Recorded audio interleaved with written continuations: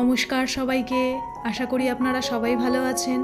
মহুয়ার নতুন আরেকটি ভিডিওতে আপনাদের জানাই অনেক স্বাগত। এখন ঘড়িতে বাজে 6:45 আর এখন থেকে আমি আমার ভিডিওটা শুরু করলাম। ভোর 5:30টায় ঘুম থেকে উঠে বাসি জামা কাপড় ছেড়ে ফ্রেশ হয়ে বাইরে এসে দেখলাম সকাল থেকেই আজকে বৃষ্টি শুরু হয়ে গেছে। যাই হোক, এখন চলে এলাম রান্নাঘরে। ডোডো যেহেতু স্কুলে যাবে তাই জন্য চটপট আগে ব্রেকফাস্টটা তৈরি করে নেব। আজকে ব্রেকফাস্টে বানাবো রুটি আর আলুর তরকারি, তাই সবার আগে আটাটা মেখে রেখে দেবো। আর ওইদিকে আমি আলুর তরকারিটা বসিয়ে দিয়েছি। এদিকে আটা মাখতে মাখতে আমার আলুর তরকারিটাও হয়ে যাবে, আর আলুর তরকারি হয়ে গেলে তারপরে রুটিটাও বানিয়ে নেব। আটাটা খানিকক্ষণ রেস্টে থাকবে। তো দেখুন, আলুর তরকারি আমার হয়ে গেছে। একদম টমেটো কাঁচা লঙ্কা দিয়ে আলুর তরকারিটা করেছে। আজকে অনেক দিন বাদেই তরকারিটা বানালাম। তো ডোডো তো স্কুলে চলে গেছে। এখন চট করে আগে গাছের ফুলগুলো তুলে নেব। আজকে ফুল ফোটেনি বললেই চলে, একদমই ফুল ফোটেনি। 2টো জবা ফুল আর ওই কয়েকটা নীলকণ্ঠ আর সাদা ফুল ফুটেছে। আজকে কাচবো না। প্রথমে ভেবেছিলাম কয়েকটা জামা কাপড় আছে কাচবো, কিন্তু বৃষ্টি দেখে ওয়েদারটা ভালো লাগলো না, ওই জন্য ভাবলাম আজকে আর কাচবো না। তাই উঠোনটাকে ধুইয়ে দিয়েই বসে গেলাম জলের এই জারটাকে নিয়ে। আজকে জল একদমই খালি হয়ে গেছে, তাই ভাবলাম এটাকে একটু ভালো করে পরিষ্কার করে দিই। আর আমাদের যে জল দেয় তাকে ফোন করে দিয়েছি, বলেছে আজকে একটু সকাল সকালই জল দিতে।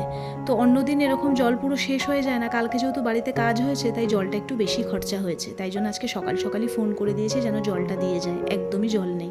এখন এই সমস্ত কাজ সেরে আমি চট করে স্নান করে পুজোটা করে নিয়ে আজকে রান্নাঘরে ঢুকবো। একদম সকালে রান্নাঘরের এদিকে জানলাগুলো আমি খুলি না, তাহলে না অনেক মশা ঢুকে যায়। তাই একটু বেলা হলে তারপরে রান্নাঘরের ওদিকে জানলাগুলো খুলি। তো এখন চাটা হয়ে গেছে, তাহলে চলুন এখন একটু বসে শান্ত মনে আগে একটু চাটা খাওয়া যাক, তারপরে কি রান্নাবান্না করব সেটা দেখছি। তো এই দরজার সামনে এখানটাই বসি আমি চাটা খেতে। একটু শীতকালে আবার গেটের বাইরেটা একটু বসা যায়, কিন্তু এখন তো বাইরে বৃষ্টি পড়ছে, আবার কখনো রোদ্দুর উঠছে, তাই এখন এখানে বসেই চাটা খাই। আর সত্যি কথা বলতে ঘরে যেহেতু আমার আর কেউ চা খাওয়ার সঙ্গী নেই, তাই একা একা বসেই চাটা খাই।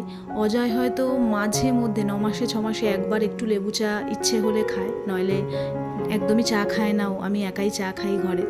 যাই হোক, চা খেয়ে এবার আমাদের রুটিটা বানিয়ে নেব। সকালে তো ডোডোর জন্য রুটি বানিয়ে দিয়েছিলাম, অত সকালে তো রুটি বানিয়ে রাখা যায় না, তাই এখন আমরা ব্রেকফাস্ট করব, তাই রুটিটা এখন বানিয়ে নেব। এদিকে অজয়ও বসে আছে, ও একটু বেরোবে, তাই ওকে আগে রুটিটা বানিয়ে দিয়ে দেবো, তারপরে আমি ধীরে সুস্থে বসে ব্রেকফাস্টটা করব। আর জানেন তো, রুটি বানানোর পরে আমি সবসময় এই রুটি বেলুনটা এরকম প্লাস্টিকের মধ্যে ভরে রাখি। কত রকমেরই তো পোকামাকড় ঘুরে বেড়ায়, তাই কোনো জিনিসই একদমই আলগা রাখা উচিত নয়। আর ঘরে যেহেতু বাচ্চা আছে, শুধু বাচ্চা বলে নয়, বড়দের ক্ষেত্রেও সব রকম সতর্কতা অবলম্বন করা ভালো আমি মনে করি। তাই রান্না করার কোনো জিনিসই আলগা রাখা উচিত নয়। সাবধানভাবে চলাটা সব সময়ের জন্যই দরকার আর কি। তো ব্রেকফাস্ট করে এখন সোজা রুমে চলে এসেছি। প্রত্যেক দিনের মতন এখনও রুমটাকে খুব ভালোভাবে ক্লিন করে নেব। বেডটা অনেকক্ষণ আগেই ক্লিন করা হয়ে গেছে, সেইটার আপনাদের সঙ্গে শেয়ার করিনি। রোজ আর কি বেড ক্লিন করা আপনাদের সাথে শেয়ার করব। তো আজকে একটু কলিন দিয়ে ঘরগুলো ভালো করে পরিষ্কার করব। জানেন তো, এখানে এত ধুলো, এর আগের ভিডিওতেও আমি আপনাদেরকে বলেছি, সারাদিনে যদি 2বার করে রুম ক্লিন করা যায় তাহলে মনে হয় খুব ভালো। কিন্তু সারাদিনে তো 2বার করে রুম ক্লিন করা পসিবল নয়, তাই আমি চেষ্টা করি প্রত্যেক দিন করার, কিন্তু যখন হয়ে ওঠে না তখন একদিন বাদে বাদে আমি রুম ক্লিন করি। যখন আগে শ্বশুরবাড়িতে ছিলাম তখন তো আমাদের একদমই রাস্তার ওপরে বাড়ি ছিল, তখনও এই রকম ধুলোতে আমাদের মাথা পুরো খারাপ হয়ে যাওয়ার মতন অবস্থা ছিল, যার জন্য আমি একটু ভেতর দিকে ভাড়া এসেছি যেখানে ধুলোবালি কম। কিন্তু বিশ্বাস করুন, ভেতরে এসেও কোনো লাভ হয়নি। তো ঘরের তো সমস্ত কাজ সেরে নিলাম। এখন চটপট করে যা রান্না করব সেই সমস্ত সবজিপাতি কেটে মশলাগুলো করে নিই, নাহলে রান্না করতে অনেকটাই দেরি হয়ে যাবে। আজকে বাজার থেকে আনা হয়েছে ইলিশ মাছ। তো ইলিশ মাছের যে মাথাটা আছে আর তেলগুলো দিয়ে এই সবজিগুলো বানাবো। আর ইলিশ মাছ আজকে সর্ষে দিয়ে বানাবো। এই সিজনে যতবার ইলিশ মাছ খেয়েছি ততবারই বেগুন আলু দিয়ে ঝোল খেয়েছি, তাই ভাবলাম আজকে একটু সর্ষে দিয়ে বানাই। আসলে আমার অম্বলের একটা বিরাট সমস্যা রয়েছে। অজয়ের কোলেস্ট্রলের জন্য সর্ষে খাওয়া বারণ, তাই সর্ষেটা আমাদের ঘরে হয় না বললেই চলে। কিন্তু হ্যাঁ, সর্ষে খেলেও যে গুঁড়ো সর্ষে পাওয়া যায় প্যাকেট, সেটাই রান্না করি। ওটা খেলে অতটা সমস্যা হয় না, একদম হয় না বলবো না, কিন্তু বাটা সর্ষের থেকে সমস্যাটা অনেকটাই কম হয়। তো এখন সবার আগে ভাতটা বসিয়ে দেবো। আর ওই সর্ষে গুঁড়ো ভেজানোর জন্য তো হালকা গরম জল লাগে, তাই ওই গরম জলটাও একটুখানি করে নিলাম। আর এদিকে ভাতের জলটা গরম হয়ে গেছে, চালটা দিয়ে দেবো। এদিকে ভাতটা হতে থাকুক, আর এদিকে আমি বাদবাকি কাজগুলো চটপট করে সেরে নিই। ইলিশ মাছ আর ইলিশ মাছের মাথাগুলো আগের থেকেই ধুয়ে নুন হলুদ মাখানো ছিল, তাই সবার আগে ইলিশ মাছের মাথাগুলো ভেজে নেব। আর এদিকে সর্ষে গুঁড়োটাও ভিজিয়ে দিলাম। 2 প্যাকেট আনিয়েছিলাম, 2টো প্যাকেটই লেগে যাবে। আর তার মধ্যে একটু নুন আর হলুদ গুঁড়ো দিয়ে এটাকে খানিকক্ষণ রেখে দেব। আর এইদিকে ইলিশ মাছের মাথাগুলো তো ভাজা হয়ে গেছে, ওই তেলেই কালো জিরা ফোড়ন দিয়ে মানে ওই তেলেই সবজিগুলো বানাবো। বেশ কয়েকদিন ধরে ভিডিওতে বেশ কয়েকটা কমেন্ট আসছিল, তো তাদের কমেন্টগুলো আজকে একটু পড়বো। মাসুমা খন্ডেকার কমেন্ট করেছে অনেক সুন্দর হয়েছে, thank you so much. Tarak Das comment করেছে খুব মিষ্টি video, thank you so much. এইভাবে আমার ভিডিওগুলো দেখো আর এরকম সুন্দর সুন্দর কমেন্ট করো।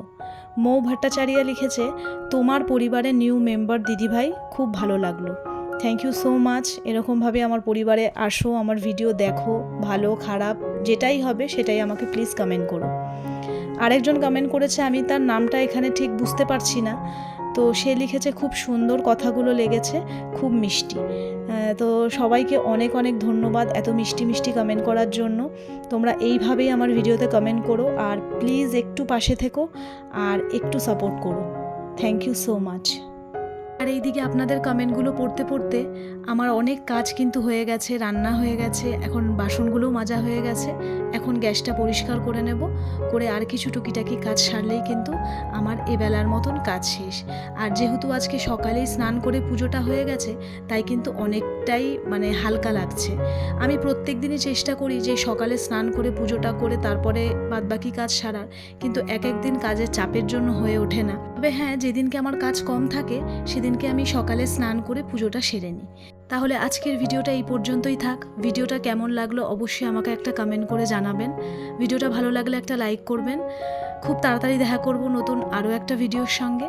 ততক্ষণের জন্য সবাই ভালো থাকবেন, সুস্থ থাকবেন আর নিজেদের খেয়াল রাখবেন।